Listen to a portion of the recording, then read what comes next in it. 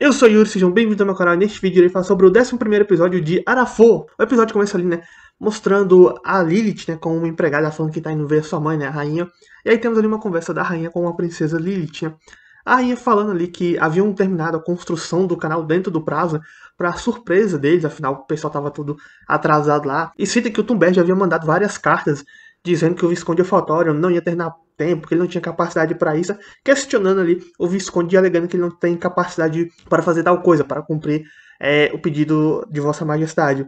E como fica claro ali, né, o Thunberg estava querendo que a rainha delegasse para o Thunberg o serviço de terminar o canal para que o Thunberg pegasse o território do Visconde Euphatorion para ele. Então, no caso, ele estava querendo o território do coleguinha para ele mesmo, né? E a rainha também cita ali que o Thunberg faz parte da facção anti-realeza, apesar de estar nas últimas posições daquela facção. Contudo, a rainha comenta ali, né, que graças a uma pessoa, invocador de feras de metal, no caso o Kenichi, a construção ficou pronta no prazo. E a princesa comenta ali, né, de uma forma meio que indireta, né, falando que tal homem merece um prêmio, algo como o poder de um cavaleiro sagrado, né? E mostra ali a rainha meio que cerrando o punho. Não sei se ela não sei se é por conta do que a princesa disse, não me parece por conta do que a princesa disse. Ela meio assim não gostou muito da ideia do poder do cavaleiro sagrado, até porque pelo que eu li, fiquei sabendo, esse poder do cavaleiro sagrado é algo que só pode ser ortogado por alguém da realeza e apenas para uma pessoa. Então, tipo assim, a princesa Lilith, ela só pode dar esse poder de cavaleiro sagrado apenas para uma pessoa durante toda a sua vida. Então, assim, alguém receber o poder de cavaleiro sagrado é algo muito especial, até porque o membro da realeza só pode ortogar este poder apenas uma única vez durante toda a sua vida. Então, esse é o nível de importância do poder de cavaleiro sagrado. Pela noite, temos ali, né, uma conversa do Kenichi com seus companheiros ali, né, pessoal, com a sua família que mora ali junto, né, enquanto banhavam. No caso, estava falando sobre o passado da Anemone, né, sobre a família biológica da Anemone, né, no caso, quem poderia ter sido a mãe dela, afinal a Anemone tem uma grande aptidão mágica, né, então estavam querendo saber mais sobre a mãe da Anemone. Só que a Anemone, ela conta ali que a única coisa que sabe é que a sua mãe biológica foi quem deu seu nome antes de morrer na rua, né, e entregar sua filha para outra mulher, no caso, a mãe adotiva da Anemone. Contudo, a Anemone fala ali que ela não tem interesse em saber da sua família biológica, não tem interesse em saber sobre o seu passado. Ela não quer saber de nada, não liga pra isso. E a Niamena fala ali pro que a gente fala, ó, patrão, uma mulher, ela não precisa de nada quando está com um homem que ama, né? Obviamente falando que a Anemone ama ali o Kenichi. O Kenichi cita a diferença de idades, só que a Niamena diz que isso não é nada diante do amor. Aí no outro dia ali na cidade, né?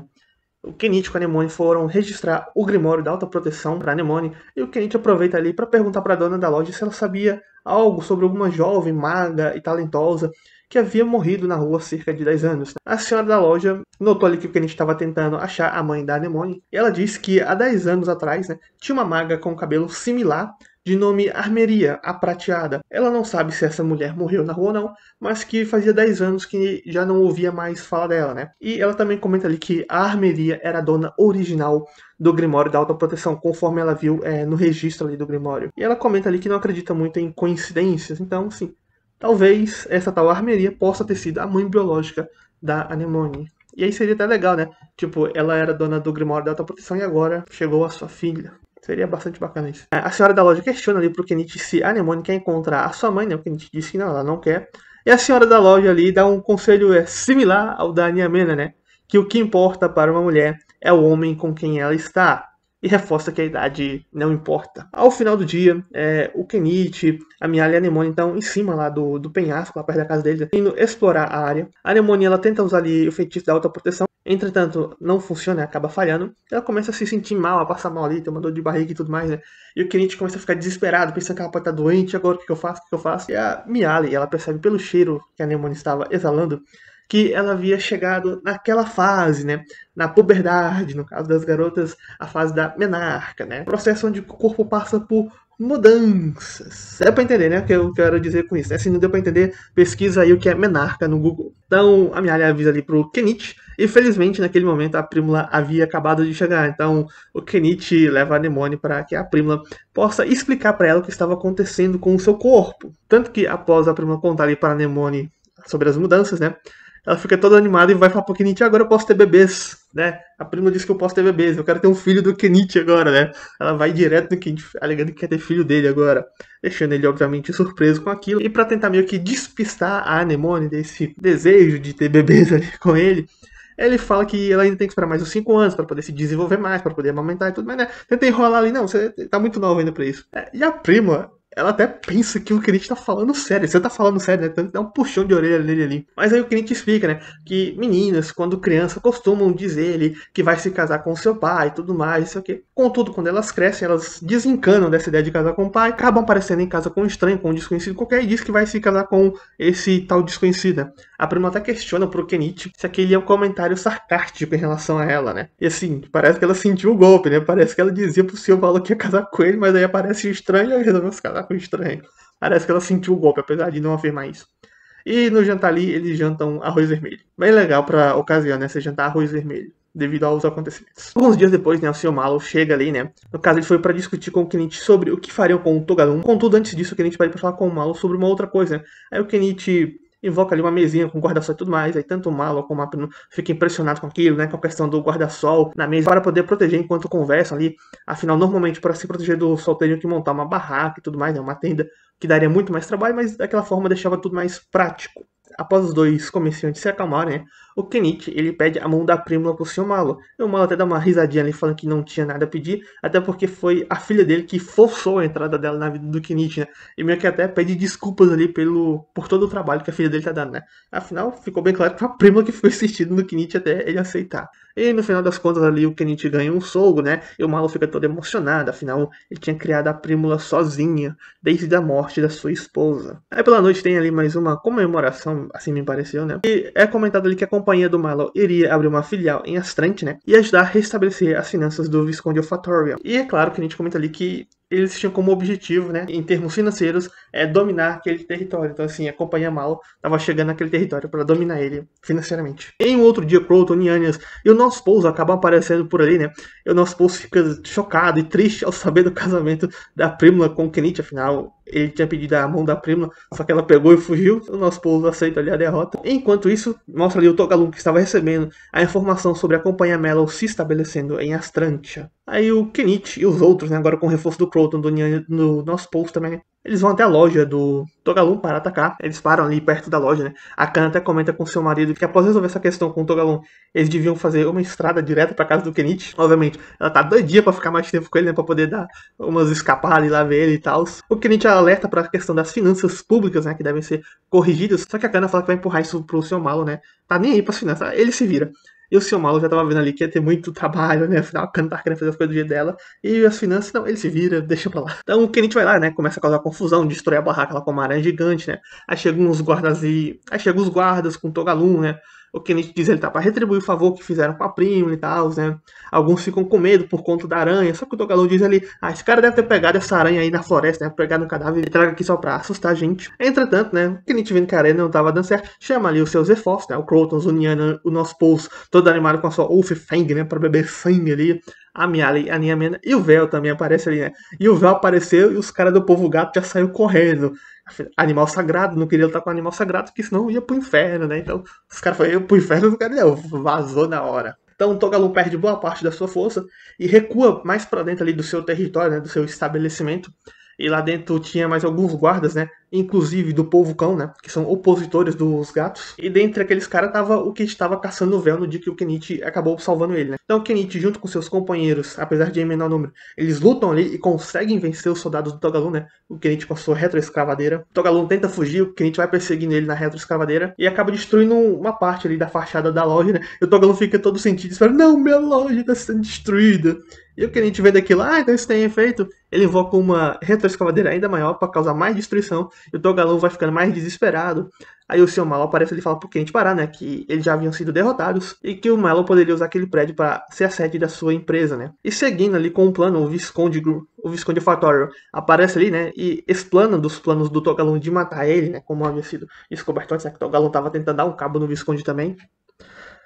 E o Visconde fala ali que o Togalum tá expulso da cidade e que podia sair da cidade levando aquilo que pudesse carregar. Antes do Togalum partir, né, ele fala sobre os broches e da Adresina do Melo, né, questionando, foi com esse rapaz que você conseguiu, né, foi com o Kenichi, né, e fala pro Melo pensar no porquê da filha dele ter sido sequestrada, né. Tipo assim, os broches da Adresina, o Kenichi e o sequestro da tua filha estão tudo interligados. Também chega ali uma mensagem do rei pro Visconde, né, nessa mensagem falava pro Kenichi ir até a capital real imediatamente, né? O rei tava convocando o Kenichi, o rei Ranunculus Kanda. Togalum sai dali rindo, né? Dizendo que o prego que se sobressai é martelado. Tipo assim, o Kenichi tava tanto, se sobressaindo tanto, que agora ele ia tomar umas porradas, né? Ia vir da realeza. Tipo assim, se destacou tanto que agora chamou a atenção de quem não queria, né? Chamar de quem não devia, talvez. Então o Kenichi fica pensando na questão do sequestro da prima. Então ele põe o tic-tac para funcionar e pensa em tudo que ele já sabia, todas as informações que tinha, e chegou à conclusão de que as pessoas estavam querendo arruinar a Companhia Melon, que havia ganhado um destaque por conta dos produtos do Kenichi.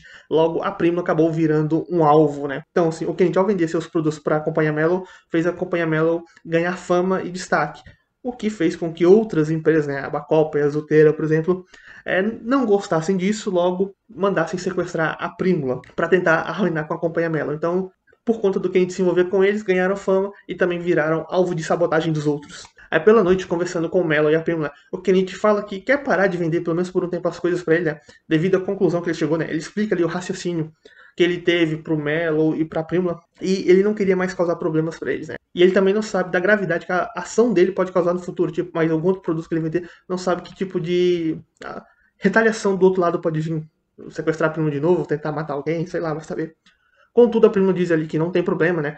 Ela fala que grandes lucros trazem também grandes riscos. E ela vai falando ali e vai meio que confortando o Kenichi e tudo mais. E ela diz basicamente que sabe dos riscos que tem ao ficar ali do lado dele e que ela quer ficar do lado dele por vontade própria. Ou seja, independente dos riscos, eu ainda quero ficar com você. No outro dia, a Anemone dá ali um livro ilustrado, né? Que ela fez pra Mary, né? Afinal, a Mary estava se mudando agora para a baronia do North Pole, junto com sua família. O Croton havia ido buscar sua esposa e filha, né? Aí temos ali uma despedida das duas, né? Bastante emocionante, né? Duas amigas se despedindo e talvez um dia voltem a se ver de novo ou não, né? Então todo mundo ali se despede, né? O Croton, a Mary, a mãe da Mary, o Nian e o North Pole partem dali. A Anemone sai correndo atrás, a Mialia, né? A Manny e o Vel vão indo junto. A Mialia carrega a Anemone no colo e vai correndo, né? Acompanhando ali a carroça para que possa se despedir uma última vez da sua querida amiga. Depois temos ali o Kenichi guardando suas coisas, né? E pergunta ali para os Viscondes, né, pro Gran e pra Kana, o que aconteceria se ele fugisse. E como o Gran fala ali, que basicamente quem ficaria com problema seria ele, pois o rei poderia pensar que o Gran tá ajudando o Kenichi a fugir, ou tá escondendo ele em algum lugar, tipo assim, tá conspirando de alguma forma contra a realeza, podem ser vistos como da facção anti-realeza, e até como tá tentando iniciar alguma rebelião contra a realeza, ou seja, ia ser algo problemático para eles se o Kenichi fugisse assim do nada, né. Então o Kenichi não querendo causar problemas pros outros, ele acaba tendo que ver a realeza. E aí temos o Kenichi ele tentando falar para suas companheiras, né, a família, que não queria levar elas, pois seria muito perigoso, mas todos ali dizem que vão com eles, né, cada um mandando seu motivo. Então o Kenichi junto com sua família partem para a capital real. E assim acaba este episódio.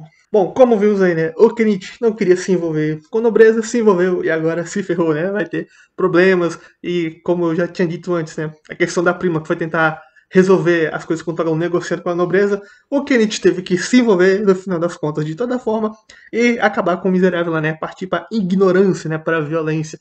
Ou seja, no final das contas, o que a gente teve que fazer só retardou o processo e fez ele acabar se envolvendo com a nobreza. Pensa bem, se o Kenichi vai direto resolver os problemas com o Togalum sem se envolver com a nobreza, provavelmente os Viscondes iam se lascar, porque não ia terminar a obra no prazo, mas o Togalum, né, ia entrar no conflito ali com o Kenichi aí. E teria que saber que tipos de represárias o Togalum poderia tentar fazer, né? Poderia ser um conflito ainda mais violento, né? Mas poderia ter sido pior ou não, né? Vai saber. Mas o fato é que provavelmente o Kenichi não se envolveria tanto com a nobreza. Ou talvez sim, né? Poderia aparecer algum outro nobre tentando sequestrar o Kenichi e sua família. Vai saber, tem doido pra tudo nesse mundo, mas as coisas seriam diferentes. Poderia ser melhor ou poderia ser pior. O Kenichi poderia ser forçado a fugir novamente para outro lugar, né? Eu não duvido que ele faria isso. Pegaria todo mundo e fugiria, não duvido que faria isso. Mostrou lá a Rainha Princesa, né, que já tava de olho no Kenichi há um tempinho e agora conseguiram fazer ele ir para a capital. E aí bora ver, né, o quanto que o Kenichi vai sofrer na mão dessa princesinha. O Togalum ali teve que merecer, acabou sendo exilado da cidade. Aí teve o North Pole aparecendo de novo ali. Foi uma referência a alguns personagens que tinham aparecido e não apareceu há um tempinho, né? North Pole, coitado, tomou fora e viu a sua mulher ficando com outro cara. Assim, foi um episódio, consertando algumas pontas soltas, né? Teve bastante coisinhas acontecendo aqui nesse episódio, bastante coisas acontecendo, desenvolvendo bem rapidinho e já preparando pro próximo episódio. Então colocaram muitos acontecimentos juntos, né? Pedido oficial de casamento do Kenichi pro Melon, o North Pole, o amor que deu fora agora com o outro, Togalum sendo exilado, o Kenichi tendo que ver a realeza, os Viscondes ali, né? O Gran se livrou lá do Togalum, né? cara que fazia uns servicinhos pra ele de vez em quando. Então agora tava livre e agora tava associado com o Sr. Mello, que ia cuidar das finanças, ia reestruturar ali as coisas pra ele. E obviamente o Sr. Mello deve ter algum ganho com isso. Vai ter bastante trabalho, porque como vimos, a Kana só quer fazer as coisas do jeito dela e pronto. Tá nem a finanças, ele que se vira agora. Ela também é péssima em administração também. Não tava nem aí, só queria ficar com o Kenichi. Né? Tanto que queria uma estrada direta ali pro Kenichi. Ela só tá de olho nele. Aí tem a Anemone, né, chegando numa nova fase da vida, já querendo ter bebês ali com o Kenichi. Ah, isso dá problema. O Kenichi tentando saber algo sobre a família biológica da Anemone, mas ela mesma não tem muito interesse. E ficou-se essa pista aí sobre a Armeria, que pode ou não ter sido a mãe dela. Bom, basicamente é isso que aconteceu nesse episódio. Me digam o que acharam do episódio. Se gostou do vídeo, dá like. Se não gostou, dá dislike. Tchau e até a próxima.